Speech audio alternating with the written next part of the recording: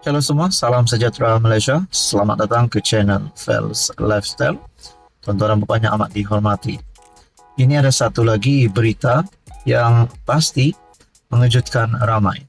Dengan pengumuman Rafizi Ramli yang digantikan dan juga Ketua PKR baru yang diumumkan.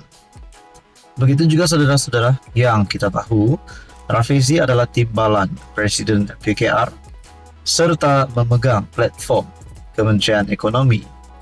Dan terkini, saudara-saudara, diumumkan melalui satu artikel daripada FMT, PKR umum Ketua Negeri baharu, Rafizi Ramli, yang sebelum ini mengetuai wilayah Persekutuan dan Johor digantikan oleh Azman Abidin dan Syed Ibrahim Syed No. Pada mulanya saya bersangka adakah Rafizi Ramli yang digantikan ini yang memegang jawatan timbalan Presiden PKR ataupun memegang jawatan platform Kementerian Ekonomi. Tapi sebenarnya Rafizi Ramli diganti di mana beliau sebelum ini mengetuai wilayah Persekutuan dan Johor, digantikan oleh Azman Abidin dan Syed Ibrahim Syed No.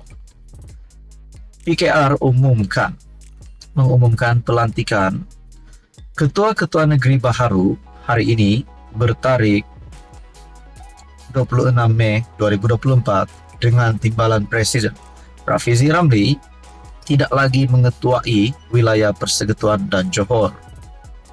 Rafizi digantikan oleh Setiausaha Politik Presiden PKR, Anwar Ibrahim Azman Abidin di wilayah Persekutuan dan Ahli Parlimen Ledang, Syed Ibrahim Syed No di Johor. Sementara itu, timbalan Menteri Pendidikan Tinggi yang juga Ahli Parlimen Sepanggar, Mustafa Sakmud dilantik sebagai Ketua PKR Sabah menggantikan Sangkar Rasam.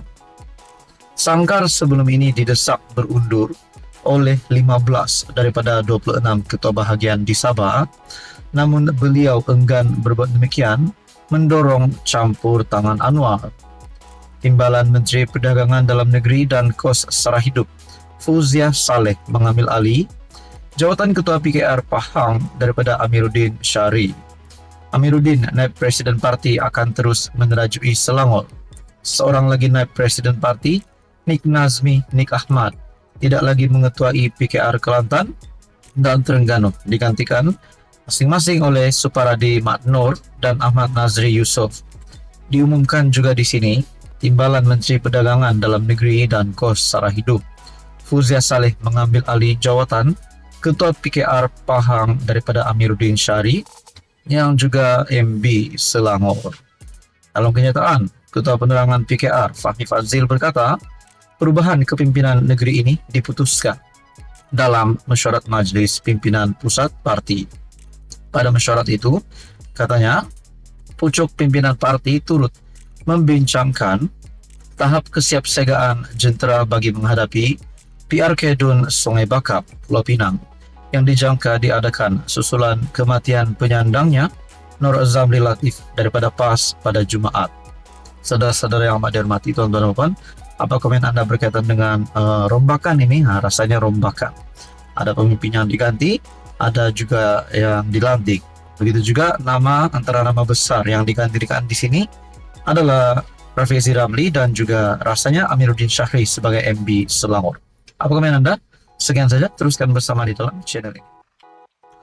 Halo semua, salam sejahtera Malaysia. Selamat datang ke channel Fels Lifestyle. Terima kasih kerana masih setia bersama di dalam channel ini.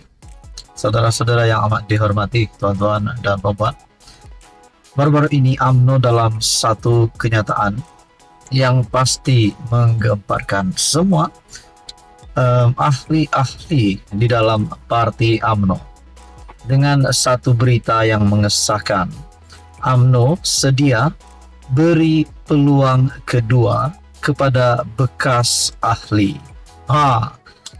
Bila saya mendengar ataupun saya melihat artikel daripada Malaysia Kini, saya berfikiran pertama sekali pemimpin politik yang pertama terlintas di pikiran saya tidak lain dan tidak bukan Khairi Jamaluddin dan juga Isham Jalil.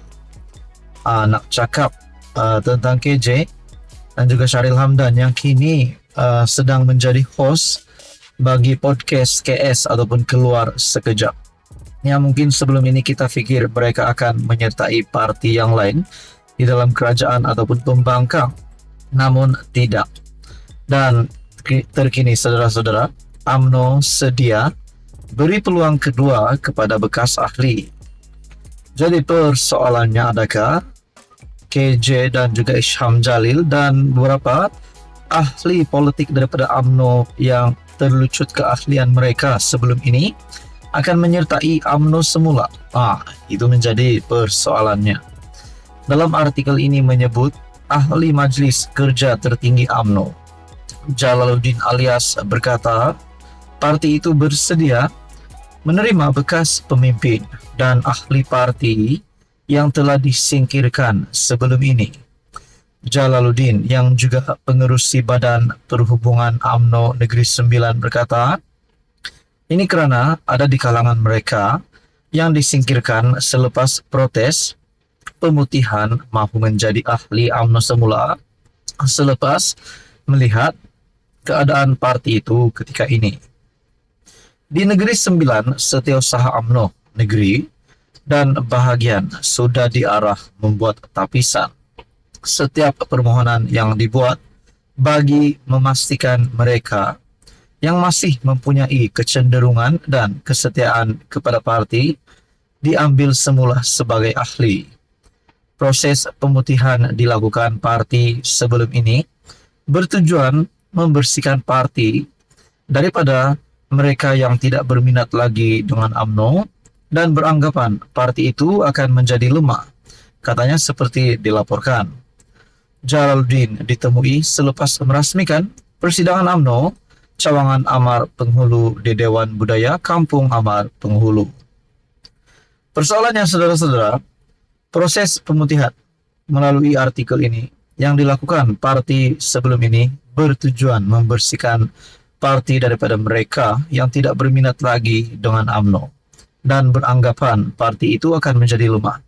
Di samping pengumuman daripada UMNO yang sedia memberi peluang kedua kepada bekas ahli, bukankah kita juga boleh berfikir satu lagi sudut pandangan berkaitan dengan proses pemutihan? Mungkinkah sehingga hari ini masih ada pemimpin di kalangan parti UMNO ataupun Barisan Nasional yang sebenarnya sudah beranggapan parti itu sudah lemah dan mungkin terdapat pemimpin ataupun ahli, bahkan ahli parlimen ataupun wakil rakyat di dalam UMNO yang perlu terlibat dengan proses pemutihan ini sekiranya mereka menganggap parti itu sudah lemah. Nah, itu menjadi persoalannya. Jadi persoalan pertama, adakah KJ dan ahli yang terlucut jawatan mereka sebelum ini akan kembali kepada UMNO? Dan persoalan yang kedua, adakah lebih ramai lagi ahli dalam parti UMNO akan keluar daripada UMNO? Nah, itu menjadi persoalan. Apa komen Anda? Sekian saja, teruskan bersama di dalam channel ini untuk info yang seterusnya.